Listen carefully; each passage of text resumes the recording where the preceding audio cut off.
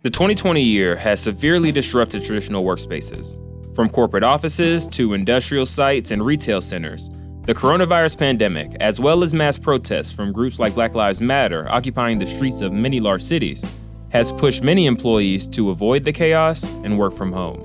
A recent survey from Global Workplace Analytics, a telework consulting group, showed roughly 56% of the American workforce holds a job that is at least partially compatible with remote work. A somewhat sobering statistic given that about half of working-age Americans are out of a job right now. The group also estimates that we'll see 25 to 30% of the workforce working from home on a multi-day per week basis through the end of 2021.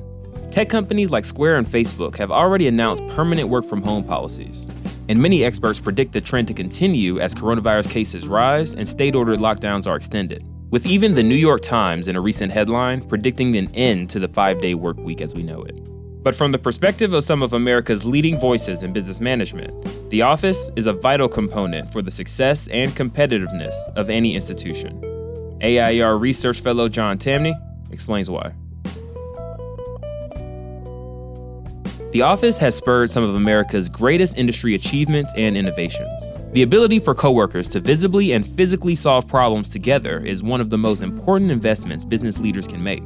Some of America's most successful entrepreneurs share this sentiment. The late Steve Jobs, Elon Musk, and many more spent most of their hours working to tend the needs of their clients, customers, and by extension, the world. They knew that in order to fulfill their mission in bringing the utmost value to the consumer, their employees had to be motivated and invested heavily in bringing value to the firm. After all, a business venture typically needs more than one man or talent to scale into a sustainable and profitable service.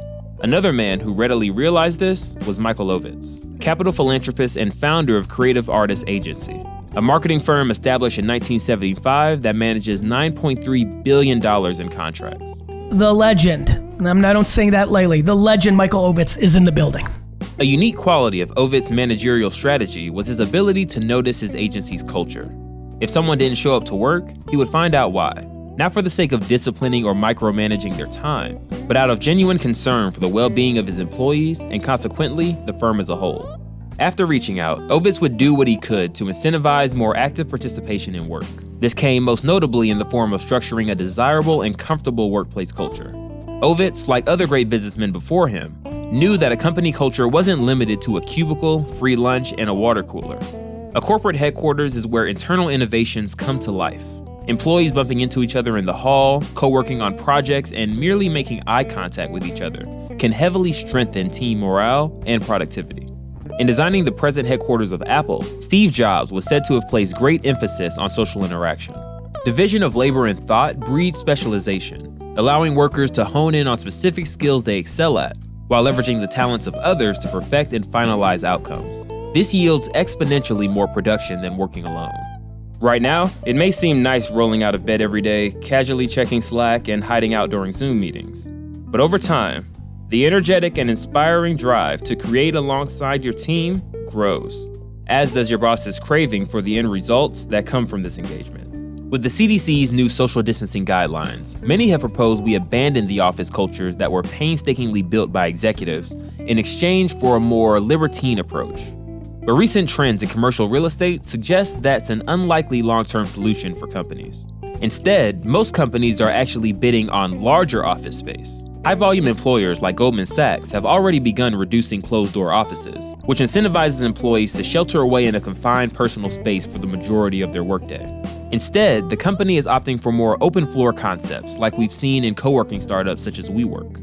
Additionally, many companies are testing ways to bridge the communications gap between entry-level workers and senior management, holding company-sponsored social hours, and even giving employees credit cards to be used for casual dinners with clients and fellow staff.